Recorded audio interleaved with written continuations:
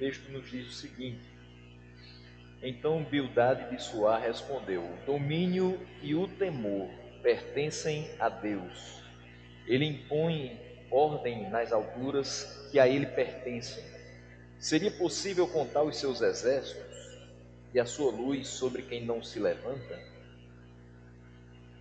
Como pode então o homem ser justo diante de Deus? Como pode ser puro quem nasce de mulher? Se nem a lua é brilhante, nem as estrelas são puras aos olhos dele, muito menos o será o homem que não passa de larva e o filho do homem que não passa de verme. Quero ler novamente do versículo 3 até o versículo 6. Seria possível contar os seus exércitos e a sua luz sobre quem não se levanta? Como pode então o homem ser justo diante de Deus? Como pode ser puro quem nasce de mulher? Se nem a lua é brilhante e nem as estrelas são puras aos olhos dele, muito menos o será o homem que não passa de larva e o filho do homem que não passa de verme. Esse texto possa realmente nessa manhã falar ao nosso coração acerca da grandeza e da benevolência de Deus. Esse é o tema que a gente vai trabalhar nesses próximos minutos, nessa meditação dessa manhã. E peço que você não feche sua Bíblia, mas acompanhe, porque a gente vai ficar tanto no capítulo 24 quanto no capítulo 25. O que primeiramente eu gostaria de comentar acerca desse texto? Talvez você não tenha lido várias vezes o texto de Jó, e Jó tinha 3 amigos que fazem parte da escrita desse texto, e um deles era Bildade.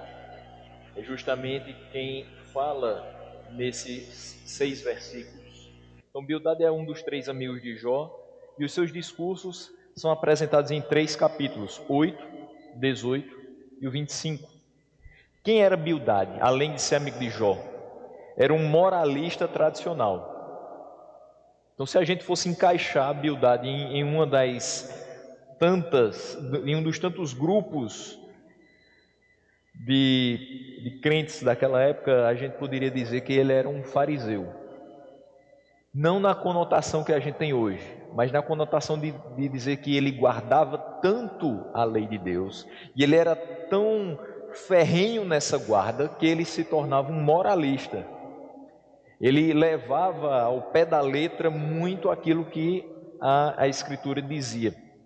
E ele era tradicional, ou seja, já dá para perceber que quando a gente fala moralista tradicional, existiam outros que não olhavam a tradição com a mesma afeição que ele olhava.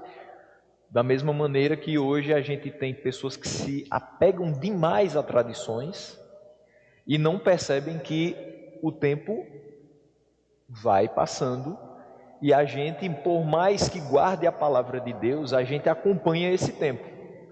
A gente precisa se resguardar do mal, mas a gente não pode se alienar com relação à vida em sociedade que a gente tem.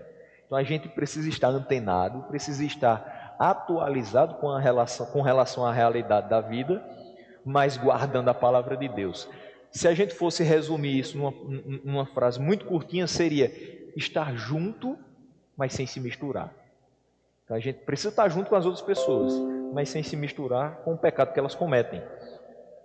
E Bildade divide os seres humanos em 2 grupos: os irrepreensíveis e os secretamente perversos. Ou seja, aqueles que são santos e irrepreensíveis, como a palavra diz que nós devemos ser, e aqueles que em secreto pecam. E aí ele não está simplesmente falando das pessoas de fora, ele está falando também das pessoas de dentro. Aqueles que parecem, mas de fato não são. Então, secretamente, elas produzem perversidade. Essa é a visão de Bildade. Na sua visão, Deus faz prosperar os primeiros, os irrepreensíveis, e destruirá os outros, os secretamente perversos. No capítulo 25, ele vai responder acerca do que Jó fala no capítulo 24. O que é que Jó fala em todo o capítulo 24? Ele vai refletir as ações e os caminhos dos ímpios. A gente pode fazer um paralelo. Por questão de tempo eu não vou traçá-lo tão longamente assim, mas as palavras de Jó no capítulo 24 são muito parecidas com as palavras de Asaf no capítulo 73, no Salmo 73. Aquela questão de você enxerga as obras dos ímpios, em determinado ponto você não enxerga eles como estando sendo prejudicados nas suas obras, ou sendo punidos pelo Senhor pelo mal que produzem, e aí você se pergunta por que eles fazem tudo isso e eles conseguem prosperar. E chega um determinado momento que você, refletindo na própria palavra, você entende que eles vão ter sim a paga de todas as suas ações. Não necessariamente agora, não necessariamente aqui, mas haverá o dia do julgamento. Jó começa o capítulo 24 dizendo: porque o Todo-Poderoso não marca as datas de julgamento. Então, a pergunta que Jó se faz é: por que nós não vemos periodicamente Deus colocar sua mão sobre esses perversos e puni-los? Por que ele não marca essas datas de julgamento? Por que aqueles que o conhecem não chegam a vê-las? Porque eu passo minha vida inteira e não consigo ver os perversos sendo de fato alvo das consequências dos seus pecados. Porque eu consigo ainda perceber que eles fazem e parece que saem ilesos de todas as situações que eles provocam. E refletindo sobre as ações e os caminhos dos ímpios, ele mostra que, por exemplo, a maldade dos ímpios vai produzir o que está no versículo 14. De manhã o assassino se levanta e mata os pobres e necessitados, de noite age como ladrão. Então Jó vê isso, nós vemos isso. De manhã o assassino se levanta, mata os pobres e os necessitados. A coisa está acontecendo, as pessoas matam por bobagem, por motivos fúteis. De noite agem como ladrão, rapidamente escondidos, estão à espreita. O versículo 16 também mostra um pouco mais da maldade humana. No escuro os homens invadem casas, mas de dia se enclausuram, não querem saber da luz. Eles sabem tanto que o que fazem é errado, que fazem às escondidas, fazem às escuras. Eles não querem saber da luz. De manhã eles estão totalmente enclausurados. Eles não querem ser percebidos.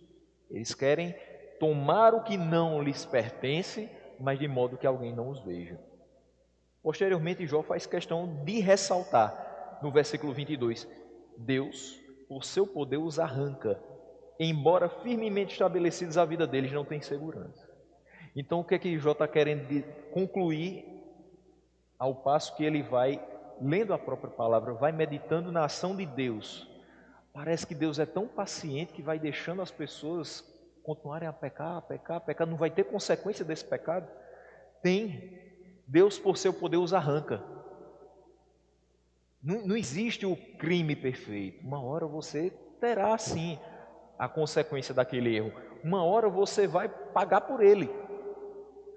De fato, aqui nós temos as consequências. O pagamento é no dia do julgamento.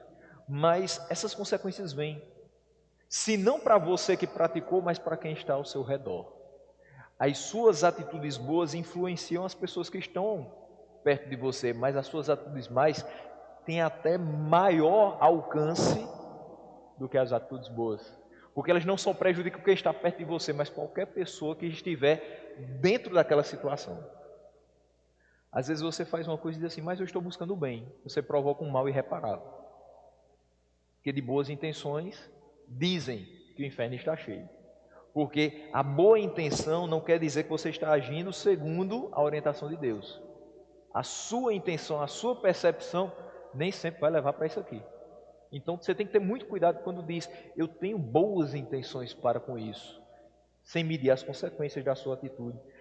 Essa falsa segurança de que eles parecem estar firmemente estabelecidos, mas eles não têm de fato segurança das suas vidas, vem quando no versículo 24 ele diz: por um breve instante são exaltados. De vez em quando você vê uma pessoa falando assim: ele fez, mas ninguém pegou. Ele fez, mas ele não foi preso. Ele fez, mas está utilizando o produto do seu roubo. Ele matou, mas não aconteceu nada com ele. Esqueceram, né? Não acharam o corpo. Enfim, são várias as brechas que na nossa vida terrena existem para que por um breve momento aqueles que se utilizam de atos ilícitos sejam até exaltados. Ele foi o esperto, ele é o desenrolado, ele é o que se safa das situações difíceis. Só que para Deus não existe isso, porque no mesmo versículo 24 ele diz: depois eles se vão. Eles são ceifados como espigas de cereal, como todos os demais.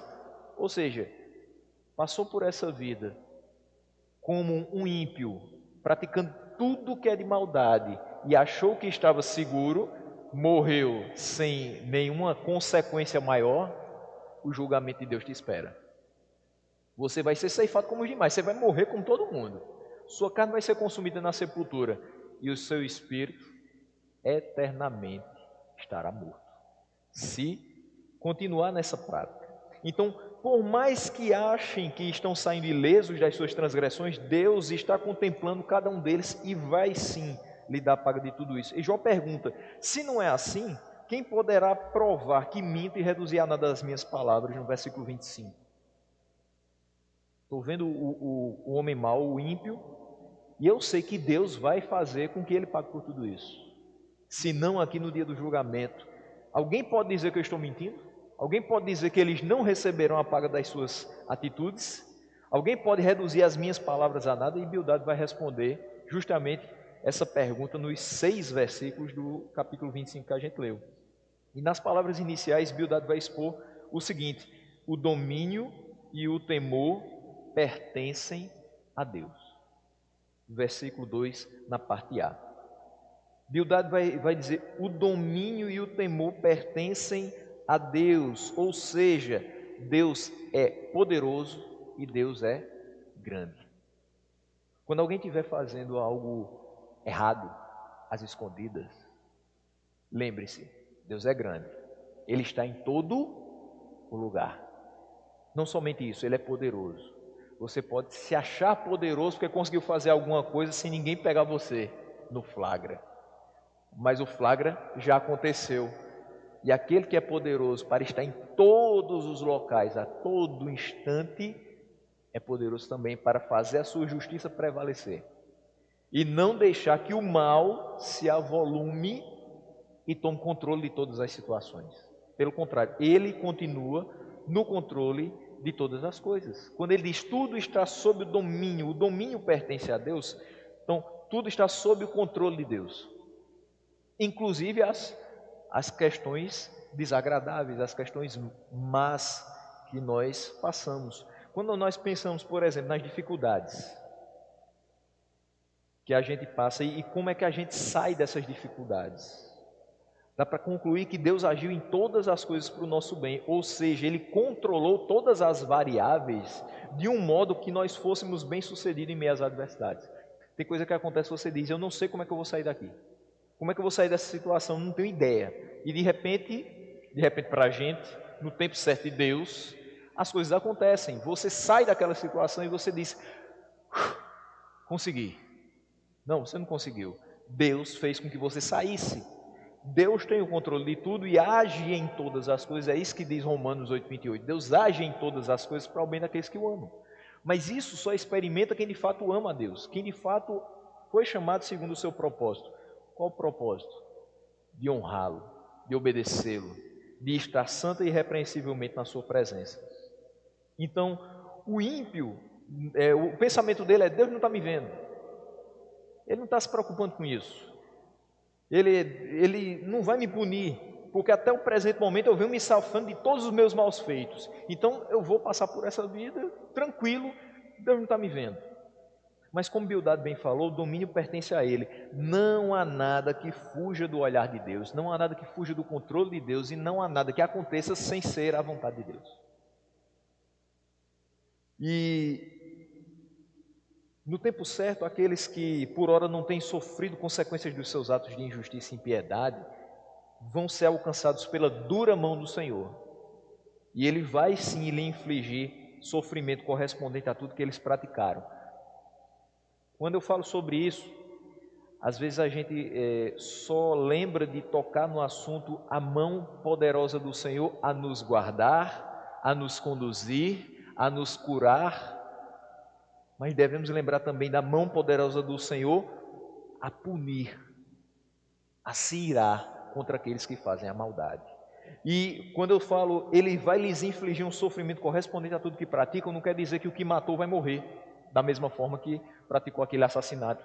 Não quer dizer que o que roubou será roubado nos seus bens. Quer dizer que segundo as suas ações será julgado.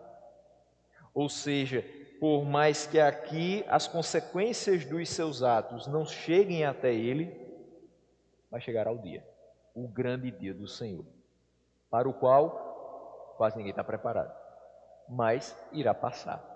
Tendo feito o bem ou tendo feito o mal, todos passarão pelo julgamento do Senhor.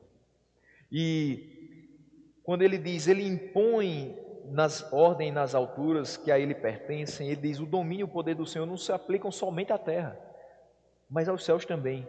Porque não existe uma só parte desse vasto universo que ele não possa dizer, é meu. Essa terra é do Senhor, os céus são do Senhor, debaixo da terra é domínio do Senhor.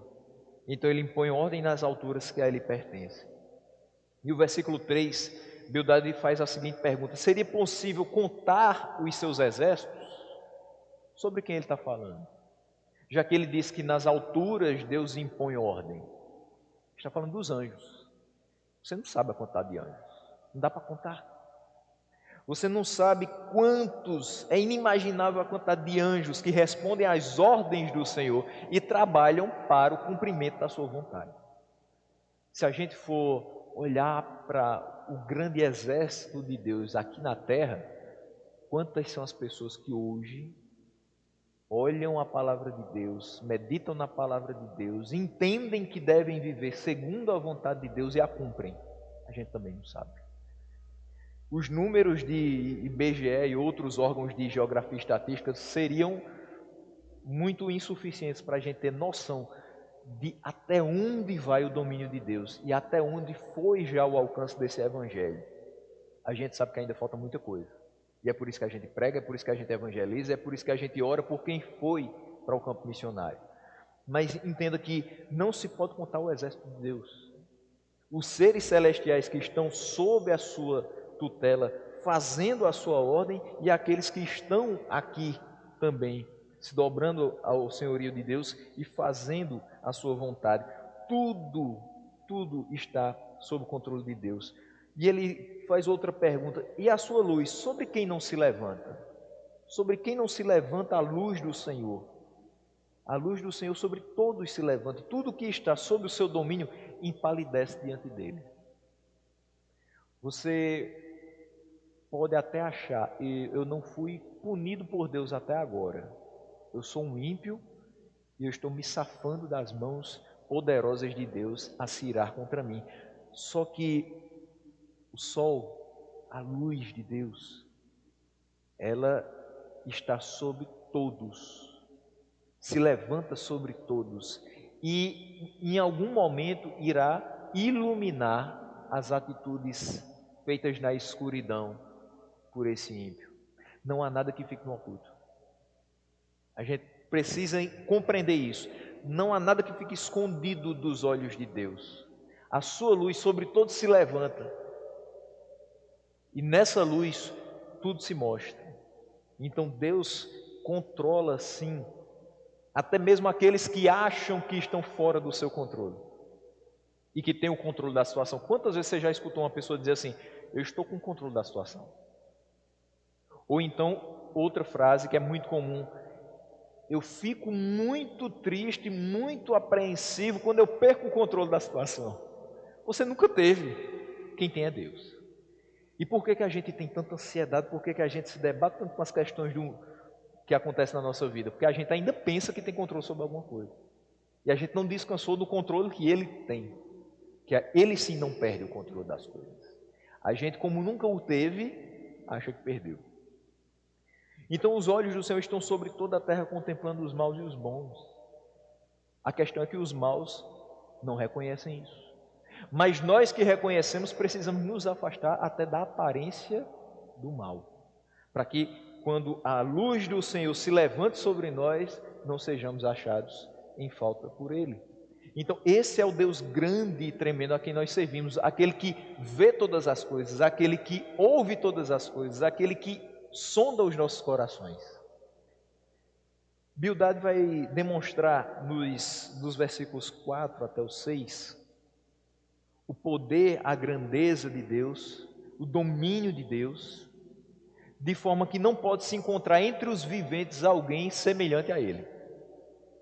Não tem condição de você comparar a criatura com o Criador. E ele diz: como pode então o homem ser justo diante de Deus? Se Deus vê tudo o que nós fazemos, se Deus sonda os nossos corações e Ele sabe o que nós pensamos, as intenções do nosso coração, como é que eu posso ser justo diante dEle? Como é que eu posso me apresentar e dizer: Deus, eu sou bom, o Senhor tem visto que eu sou bom, e Ele vê as coisas que eu faço errado. Como é que eu posso dizer assim: Senhor, eu tenho pensado em fazer o bem às outras pessoas, e Ele sabe que eu tenho tramado contra outros em determinados momentos da minha vida. Ele sabe que eu não perdoei por completo algumas pessoas que me fizeram mal. Se o meu coração é tão enganoso, é tão corrupto, como é que eu posso me apresentar diante de Deus dizendo: Senhor, eu sou justo? Não, diante dele ninguém é justo. Ninguém pode chegar com as mãos cheias de obras e dizer: Senhor, me salva.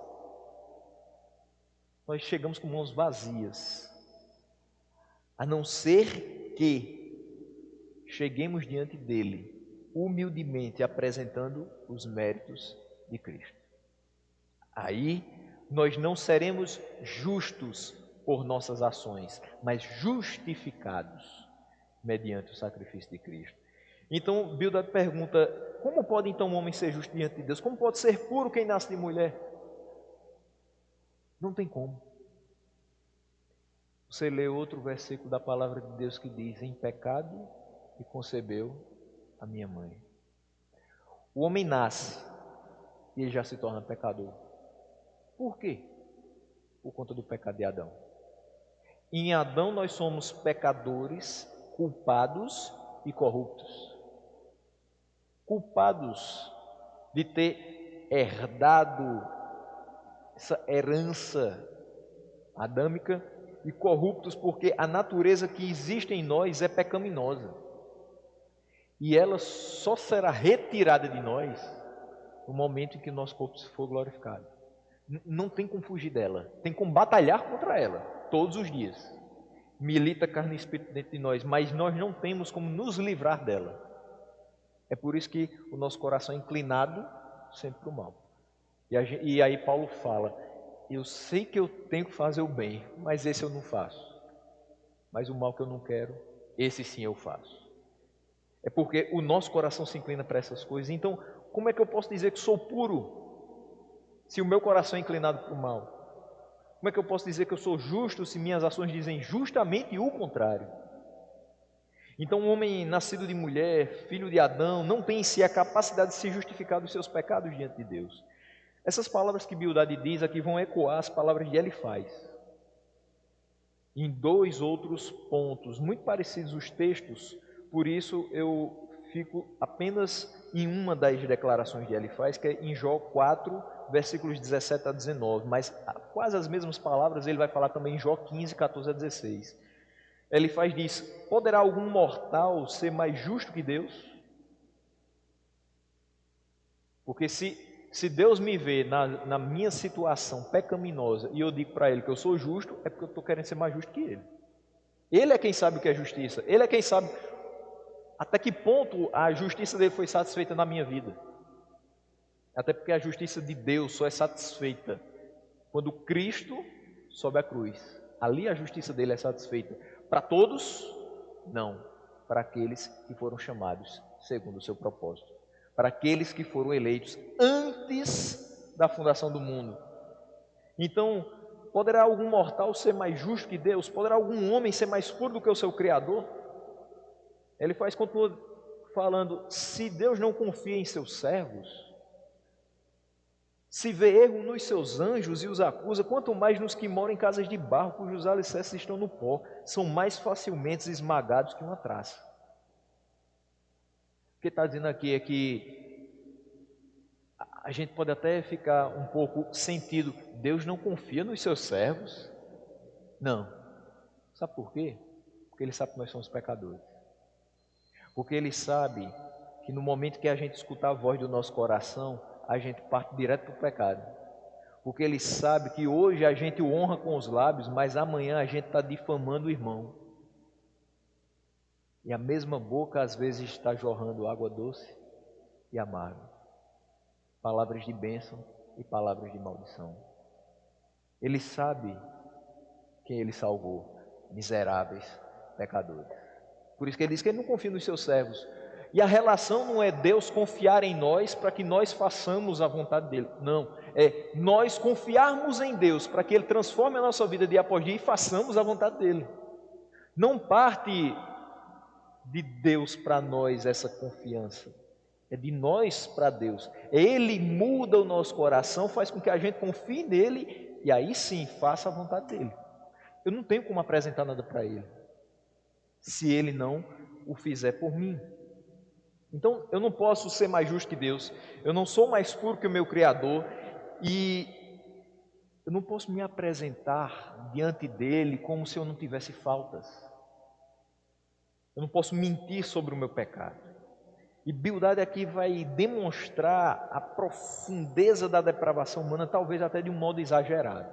Ele vai dizer, se nem a lua é brilhante, nem as estrelas são puras aos olhos dele, muito menos o será o homem que não passa de lava, o filho do homem que não passa de verme. Na sua versão talvez aí não tenha lava, tenha o homem que é gusano. Mesma coisa.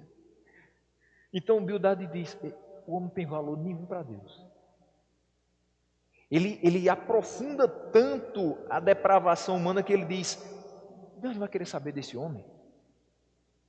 Se nem a lua é brilhante, nem as estrelas são puras aos olhos dele, ou seja, os astros, seres inanimados, muito menos vai ser o homem que não passa de lava e o filho do homem que não passa de verme. Mas aí a gente precisa frear um pouquinho no discurso de Bildade. Por quê? Porque é um discurso de fato exagerado pela indignação com os atos dos ímpios. Mas mesmo no pecado, a humanidade retém a imagem de Deus, que é o que vai tornar cada pessoa digna e com algum valor. É justamente por ter a imagem de Deus dentro de si. Então Gênesis 1, 26, 27 mostra a imagem de Deus em nós, quando ele diz, façamos o homem à nossa imagem e semelhança. E depois ele vai dizer que ele os criou à imagem e semelhança, homem e mulher os criou.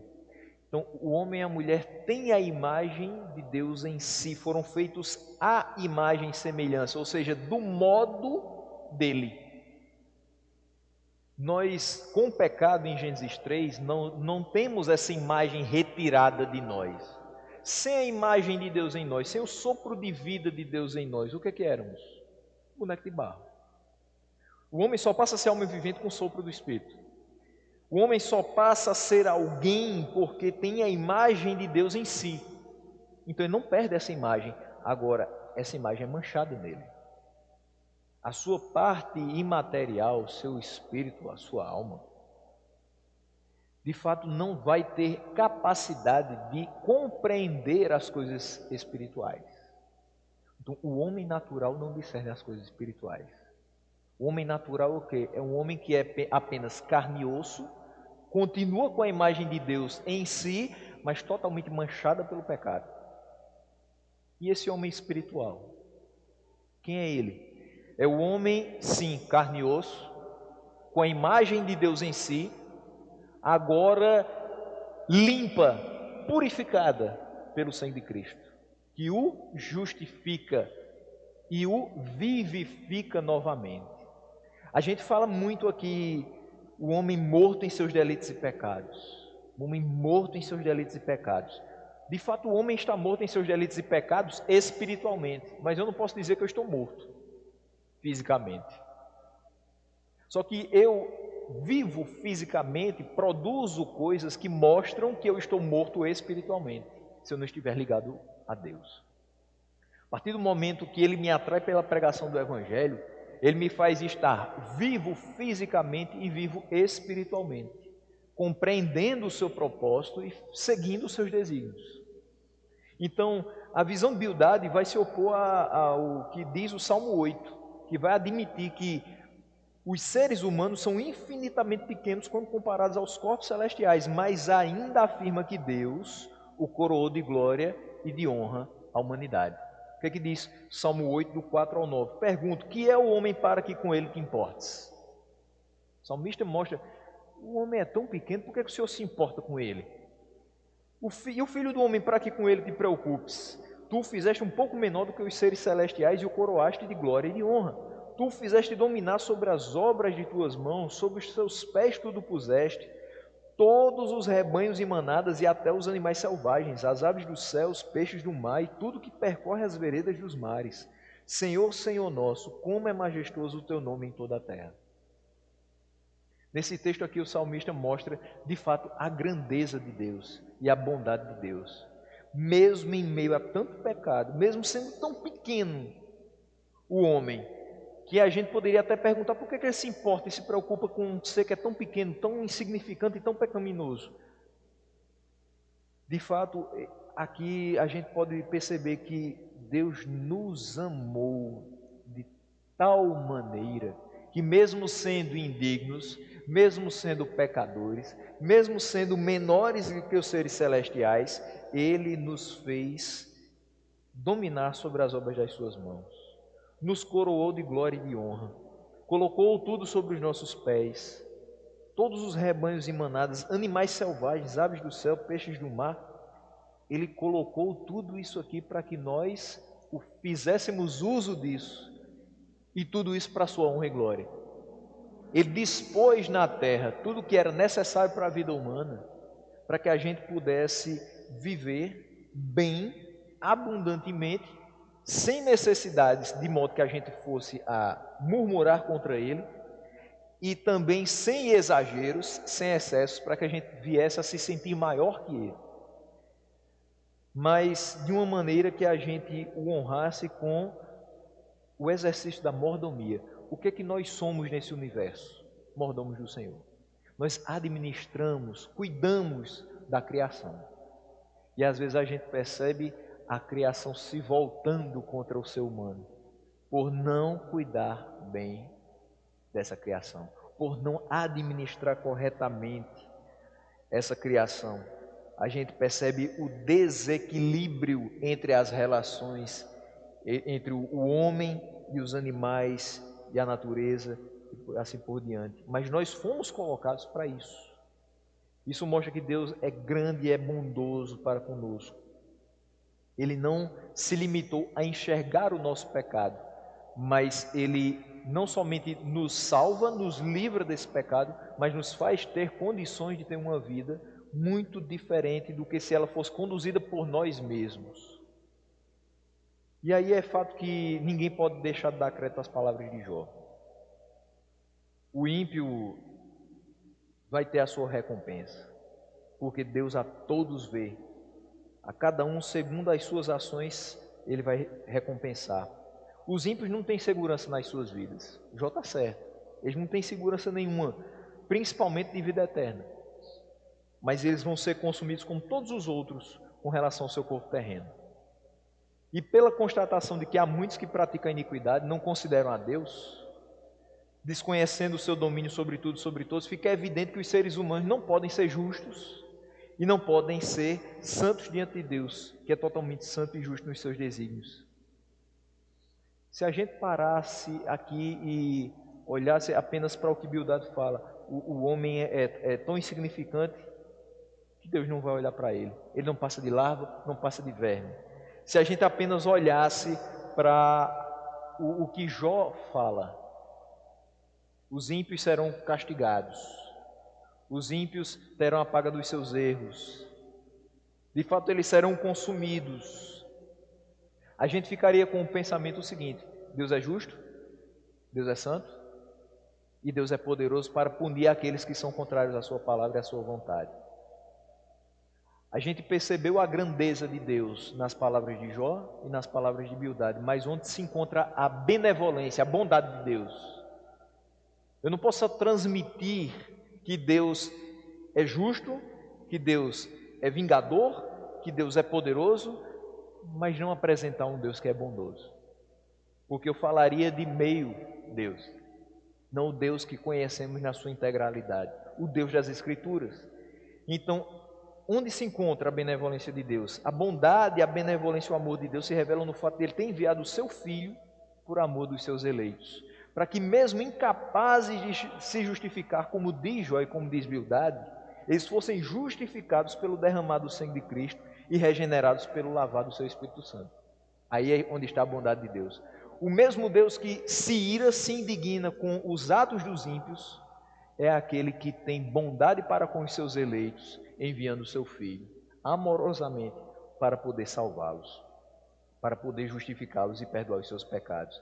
Então, terminar essa meditação apenas falando da visão de Bildade a respeito da iniquidade humana, não ia nos fazer atingir o objetivo completo.